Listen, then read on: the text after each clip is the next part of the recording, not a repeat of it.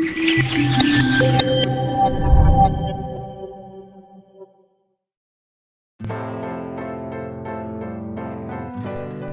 is hair and what is it made of?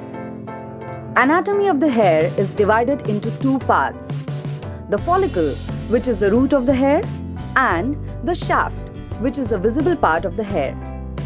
The follicle is the living part of the hair. It is protected by sheaths that mold the growing hair shaft. It contains a nipple-like opening at its base called the dermal papilla. This structure connects the follicle to nourishment-carrying blood capillaries and contains receptors for growth-regulating hormones. The follicle also contains an opening for the sebaceous glands. These glands produce natural oils or sebum which condition the hair. Unlike the follicle, shaft is a structure made of dead cells. It consists of three layers. Cuticle, or the outermost layer, is composed of overlapping scales aligned vertically. It covers and protects the cortex, which is the middle layer and is responsible for hair strength, color, and texture. Medulla is the innermost layer, which comprises of loosely connected cells and at times is absent in thin hair. The first phase is the growth phase, also known as anagen phase. In this, the hair root is attached to the dermal papilla and receives nourishment from the blood capillaries.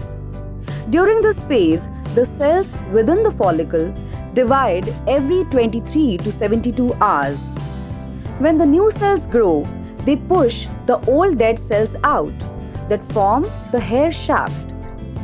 This phase lasts for 2 to 7 years, during which the hair grows about 1 centimeter every 28 days. From the anagen phase, the hair enters the catagen phase, which marks the end of the hair growth. During this phase, the follicle shrinks in size and detaches itself from the dermal papilla. Hence, this phase is also referred as the shrinking phase. It lasts for 2 to 3 weeks. The third phase is the telogen phase, wherein the hair stays attached to the scalp but it does not grow. This phase lasts for about 100 days, after which the hair sheds and the follicle re-enters the anagen phase, completing the hair growth cycle. Hair's texture depends on the shape of its cross-section area. The hair with circular cross-section are straight, while that with the flattened or elliptical cross-section are curly and wavy.